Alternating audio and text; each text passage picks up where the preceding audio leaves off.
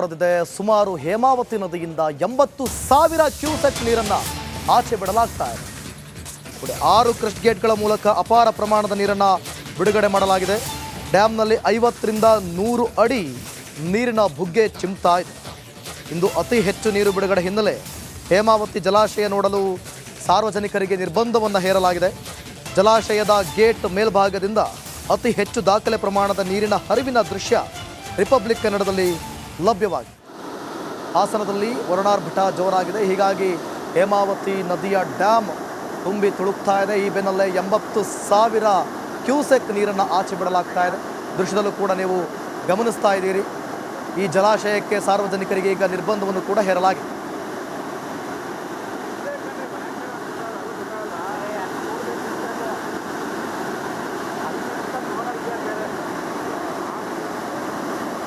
ಹಾಸನ ಮಲೆನಾಡು ಭಾಗದಲ್ಲಿ ವಿಪರೀತವಾಗಿ ಬೀಳ್ತಾ ಇರುವಂತಹ ಮಳೆಯಿಂದ ಹೇಮಾವತಿ ಜಲಾಶಯಕ್ಕೆ ದಾಖಲೆ ಪ್ರಮಾಣದ ನೀರು ಹರಿದು ಬರ್ತಾ ಇರುವಂತದ್ದು. ಇವತ್ತು ಹೇಮಾವತಿ ಜಲಾಶಯದಿಂದ ಸುಮಾರು 80,000 ಕ್ಯೂಸೆಕ್ ನೀರನ್ನ ಹೊರಬಿಡಲಾಗ್ತಿದೆ. ಇನ್ನ ರಿಪಬ್ಲಿಕ್ ಕನ್ನಡದಲ್ಲಿ ನಾವು ಹೇಮಾವತಿ ಜಲಾಶಯದ ಮೇಲ್ಭಾಗದಿಂದ ನೀರನ್ನ ದಾಖಲೆ ಪ್ರಮಾಣದಲ್ಲಿ ಏನು ಸುಮಾರು 83,000 ಕ್ಯೂಸೆಕ್ ನೀರನ್ನ ಈಗ ಬಿಟ್ಟಿರುವಂತಹ ಒಂದು ಎಕ್ಸ್ಕ್ಲೂಸಿವ್ ದೃಶ್ಯಾವಳಿಗಳನ್ನ ನಾವೀಗ ನಿಮ್ಗೆ ತೋರಿಸ್ತಾ ಇದ್ದೇವೆ. ಇದು ಹೇಮಾವತಿ ಜಲಾಶಯದ ಮೇಲ್ಭಾಗದ 6 ಗೇಟ್ಗಳಿಂದ ಬಿಟ್ಟಿರುವಂತಹ ನೀರಿನ ಪ್ರಮಾಣ ಏನಿದೆ ಅದರ ದೃಶ್ಯ.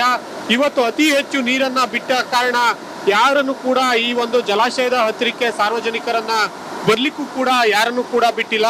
ಈಗಾಗಲೇ ಹೇಮಾವತಿ ಜಲಾಶಯದಿಂದ ಹರಿಯುವಂತ ಅಕ್ಕಪಕ್ಕದ ಕೊಳ್ಳ ಪ್ರದೇಶದಲ್ಲಿ ಜನ ಏನಿದ್ದಾರೆ ಅವರಿಗೆ ಎಚ್ಚರಿಕೆಯಿಂದ ಇರಲಿಕ್ಕೆ ಕೂಡ ಈಗಾಗಲೇ ಅಧಿಕಾರಿಗಳು ಸೂಚನೆಯನ್ನ ನೋಡಿದ್ದಾರೆ.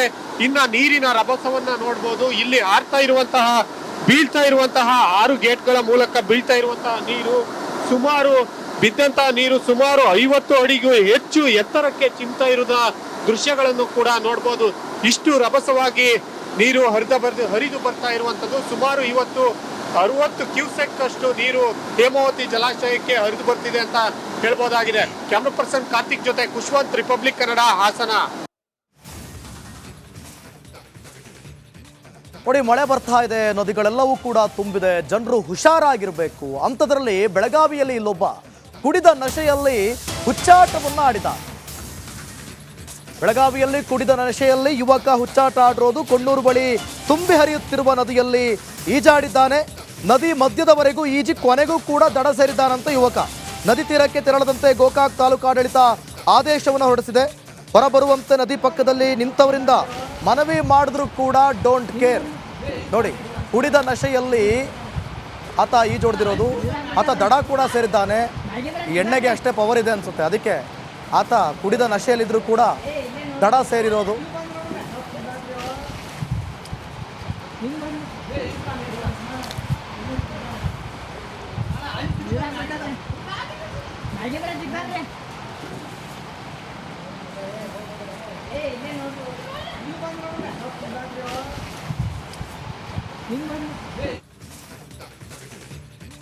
ವಿಜಯನಗರ ಜಿಲ್ಲೆಯಲ್ಲೂ ಕೂಡ ವರುಣನ ಅವಾಂತರ ದೊಡ್ಡ ಮಟ್ಟದಲ್ಲಿದೆ.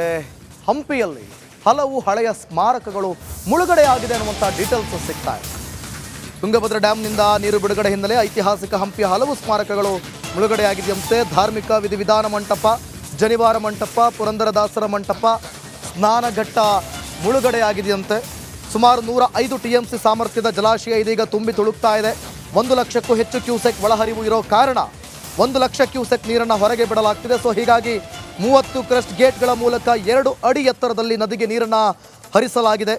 ನದಿಗೆ ನೀರು ಹರಿಬಿಟ್ಟ ಪರಿಣಾಮ ಹಂಪಿಯಲ್ಲಿ ಪ್ರವಾಹದ ಪರಿಸ್ಥಿತಿ ಸೃಷ್ಟಿಯಾಗಿದೆ. ಐತಿಹಾಸಿಕ ಹಂಪಿಯಲ್ಲಿ ವರುಣಾರ್ಭಟ ಜೋರಾಗಿರೋದ್ರಿಂದ ಹಲವು ಸ್ಮಾರಕಗಳು ಮುಳುಗಡೆಯಾಗಿರುವಂಥ ದೃಶ್ಯಾವಳಿಗಳನ್ನು ಕೂಡ ನೀವು ಗಮನಿಸ್ತಾ ಇದ್ದೀರಿ. ಸುಮಾರು 105 TMC ಸಾಮರ್ಥ್ಯದ ನೀರು 1 ಲಕ್ಷ ಕ್ಯೂಸೆಕ್ ನೀರನ್ನು ಹರಿಬಿಟ್ಟ ಪರಿಣಾಮ ಹಲವು ಸ್ಮಾರಕಗಳು ಜಲಾವೃತವಾಗಿವೆ.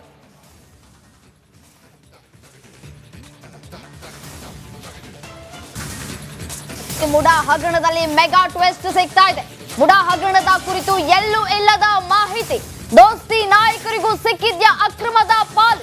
ರಿಪಬ್ಲಿಕ್ ಕನ್ನಡದಲ್ಲಿ ಮುಡಾ ಎಕ್ಸ್ಕ್ಲೂಸಿವ್. ನೋಡಿ, ಪ್ರತಿಯೊಬ್ಬರು ಈ ಒಂದು ವಿಚಾರಕ್ಕೆ ಬಿಜೆಪಿ ನಾಯಕರು, ಜೆಡಿಎಸ್ ನಾಯಕರು ಆಕ್ರೋಶವನ್ನ ವ್ಯಕ್ತಪಡಿಸ್ತಾ ಇದ್ರು. ಇದೀಗ ಮೆಗಾ ಟ್ವಿಸ್ಟ್ ಸಿಕ್ಕಿದೆ ಈ ಒಂದು ಹಗರಣಕ್ಕೆ ಸಂಬಂಧಪಟ್ಟಂತೆ. ಮುಡಾ ಹಗರಣದ ಕುರಿತು ಎಲ್ಲೂ ಇಲ್ಲದ ಮಾಹಿತಿ ನಿಮ್ಮ ರಿಪಬ್ಲಿಕ್ ಕನ್ನಡ ಬಿಚ್ಚಿಡ್ತಾ ಇದೆ. ದೋಸ್ತಿ ನಾಯಕರಿಗೂ ಸಿಕ್ಕಿದ್ಯಾ ಅಕ್ರಮದ ಪಾಲು ಅನ್ನುವಂತಹ ಪ್ರಶ್ನೆ. ಮುಡಾ ಹಗರಣದ ಬಗ್ಗೆ ಭೈರತಿ ಹೊಸ ಬಾಂಬ್ ಒಂದನ್ನ ಸಿಡಿಸಿದ್ದಾರೆ. ಬಿಜೆಪಿ ಜೆಡಿಎಸ್ ನವರಿಗೂ ಸಿಕ್ಕಿತ್ತ ಮುಡಾ ಸೈಟ್ ಅನ್ನುವಂತಹ ಪ್ರಶ್ನೆ ಇದೀಗ ಉದ್ಭವ ಆಗ್ತಾ ಇದೆ. ಜಿಟಿ ದೇವೇಗೌಡ, ಮಂಜೇಗೌಡ, ಎಚ್ ವಿಶ್ವನಾಥ್, ಸಾರಾ ಮಹೇಶ್ಗೂ ಮುಡಾದಲ್ಲಿ ಜಮೀನು ಭಾಗ್ಯ ಸಿಕ್ಕಿದೆಯಂತೆ. ರಿಪಬ್ಲಿಕ್ ಕನ್ನಡದಲ್ಲಿ ಸಚಿವ ಭೈರತಿ ಸುರೇಶ್ ಹೇಳಿಕೆಯನ್ನ ಕೊಟ್ಟಿದ್ದಾರೆ. ಮುಡಾ ಹಗರಣದ ಬಗ್ಗೆ ಭೈರತಿ ಹೊಸ ಬಾಂಬ್ ಒಂದನ್ನ ಸಿಡಿಸಿದ್ದಾರೆ. ಬಿಜೆಪಿ ಜೆಡಿಎಸ್ ನವರಿಗೂ ಕೂಡ ಮುಡಾ ಸೈಟ್ ಸಿಕ್ಕಿದೆ ಅನ್ನುವಂತಹ ಬಾಂಬ್ ಒಂದನ್ನ ಸಿಡಿಸಿದ್ದಾರೆ.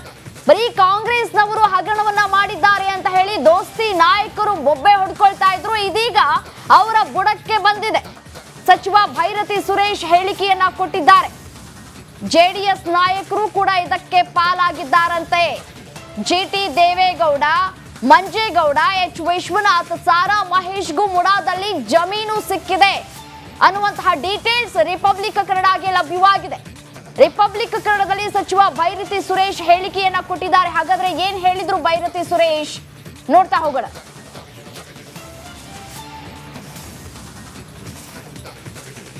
ಬಿಜೆಪಿ ಜೆಡಿಎಸ್ ನವರಿಗೂ ಒಂದ್ ಕಡೆ ಮುಳುವಾಗುತ್ತಾ ಈ ಒಂದು ಮುಡಾ ಹಗರಣ ಅನ್ನುವಂತಹ ಪ್ರಶ್ನೆಗಳು ಕೂಡ ಇದೀಗ ಉದ್ಭವ ಆಗ್ತಾ ಇದೆ. ಸದನದಲ್ಲೂ ಕೂಡ ಸಾಕಷ್ಟು ಗದ್ದಲವನ್ನ ಸೃಷ್ಟಿ ಮಾಡಿದ್ರು ದೋಸ್ತಿ ನಾಯಕರು. ಮುಡಾ ಹಗರಣದ ಬಗ್ಗೆ ಏನು ನಿಷ್ಪಕ್ಷಪಾತವಾಗಿ ತನಿಖೆ ಆಗಬೇಕು ಅನ್ನುವಂತಹ ಮಾತುಗಳನ್ನಾಡಿದ್ರು. ಇದೀಗ ದೋಸ್ತಿ ನಾಯಕರಿಗೆ ಮುಡಾ ಹಗರಣ ಕಂಟಕವಾಗುವಂತಹ ಎಲ್ಲ ಸಾಧ್ಯತೆಗಳು ಕೂಡ ಎದ್ದು ಕಾಣಿಸ್ತಾ ಇದೆ. ಸಾರಾ ಮಹೇಶ್ಗೂ ಮುಡಾದಲ್ಲಿ ಈ ಒಂದು ಜಮೀನು ಭಾಗ್ಯ ಸಿಕ್ಕಿದ್ಯಂತೆ. ಮುಡಾ ಹಗರಣದಲ್ಲಿ ಇದೀಗ ಮೆಗಾ ಟ್ವಿಸ್ಟ್ ಸಿಗ್ತಾ ಇದೆ. ದೋಸ್ತಿ ನಾಯಕರಿಗೂ ಮುಡಾ ಅಕ್ರಮದ ಪಾಲು ಸಿಕ್ಕಿದ್ಯಾ ಅನ್ನುವಂತಹ ಪ್ರಶ್ನೆ. ಮುಡಾ ಹಗರಣದ ಬಗ್ಗೆ ಸಚಿವ ಭೈರತಿ ಸುರೇಶ್ ಹೇಳಿಕೆಯನ್ನ ಕೊಟ್ಟಿರೋದು ಸಾಕಷ್ಟು ಮಹತ್ವವನ್ನ ಕೂಡ ಪಡ್ಕೊಳ್ತಾ ಇದೆ. ಈ ಒಂದು ಮುಡಾ ಹಗರಣ ಕೇಸ್ ಬರೀ ಕಾಂಗ್ರೆಸ್ನವರೇ ಇದಕ್ಕೆ ಹೊಣೆ ಅನ್ನುವಂತಹ ಆರೋಪವನ್ನ ಕೂಡ ಮಾಡ್ತಾ ಇದ್ರು ದೋಸ್ತಿ ನಾಯಕರು. ಸಿಎಂ ಸಿದ್ದರಾಮಯ್ಯನವರು ಸೀಟ್ನಿಂದ ಕೆಳಗಿಳಿಬೇಕು ಅನ್ನುವಂತಹ ಮಾತುಗಳನ್ನ ಕೂಡ ಆಡ್ತಾ ಇದ್ರು. ಇದೀಗ ದೋಸ್ತಿ ನಾಯಕರು ಕೂಡ ಇದರಲ್ಲಿ ಪಾಲುದಾರರು ಅನ್ನುವಂತಹ ಡೀಟೇಲ್ಸ್ ರಿಪಬ್ಲಿಕ್ ಕನ್ನಡಗೆ ಲಭ್ಯವಾಗಿರುವಂತದ್ದು. ಎಕ್ಸ್ಕ್ಲೂಸಿವ್ ಡೀಟೇಲ್ಸ್ ರಿಪಬ್ಲಿಕ್ ಕನ್ನಡಗೆ ಲಭ್ಯವಾಗ್ತಾ ಇದೆ. ಮುಡಾ ಬಗ್ಗೆ ಭೈರತಿ ಹೊಸ ಬಾಂಬ್ ಸಿಡಿಸಿದ್ದಾರೆ. ಇದರಲ್ಲಿ ದೋಸ್ತಿ ನಾಯಕರು ಕೂಡ ಪಾಲುದಾರರಾಗಿದ್ದಾರೆ. ಬರೀ ಕಾಂಗ್ರೆಸ್ನವರು ಮಾತ್ರವಲ್ಲ ಅನ್ನುವಂತಹ ಮಾತುಗಳನ್ನಾಡಿದ್ದಾರೆ. ಕೇಂದ್ರ ಸಚಿವ ಎಚ್ ಡಿ ಕುಮಾರಸ್ವಾಮಿಗೂ ಮುಡಾ ಸೈಟ್ ಸಿಕ್ಕಿದ್ಯಂತೆ.